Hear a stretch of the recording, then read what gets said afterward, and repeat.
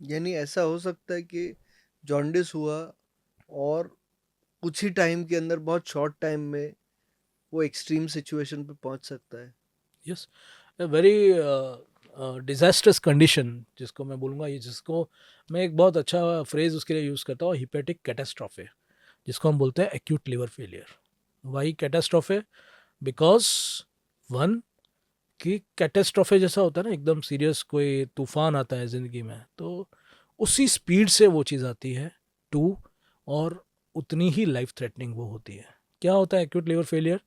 कि आपको कोई लिवर की बीमारी की हिस्ट्री नहीं है, आपको आज तक कभी लीवर से रिलेटेड कोई प्रॉब्लम नहीं हुआ, अपने रूटीन चेकअप्स भी कराएं उसमें भी लीवर का कोई प्रॉब्लम नहीं हुआ, बट ऐसी कोई आपको बीमारी हुई, जैसे कि कोई डेंगू फीवर हुआ, कोई वायरल इलनेस हुआ, या हिपेटाइटिस ए या हिपेटाइटिस ई हुआ, जो नॉर्मली यदि देखा जाए तो अक्सर लोगों को होता है, चला जाता है 15 दिन 20 दिन, ज़्यादा से ज़्यादा 1 महीने में जॉन्डिस कम हो जाता है या ख़त्म हो जाता है। लेकिन कई बार ऐसा होता है कि इन बीमारियों में लिवर में इतना ज़्यादा सेल डैमेज होता है, सेल जिसको मेडिकल भाषा में नेक्रोसिस कहते हैं, इतना ज़्यादा नेक्रोसिस होता है कि लिवर एकदम से फेल हो जाता है।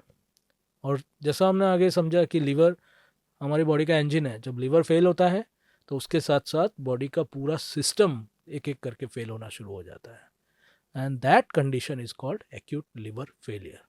कि जो लिवर एकदम ठीक था, उसको इतना ज़्यादा डैमेज हुआ किसी बीमारी की वजह से कि वो लिवर एकदम से फेल हो गया।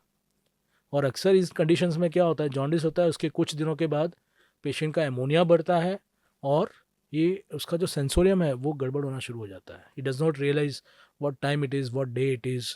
और अगर वहाँ पे भी ट्रीट नहीं किया गया तो आगे जाके कोमा में चला जाता है और उसके बाद उसकी डेथ हो जाती है।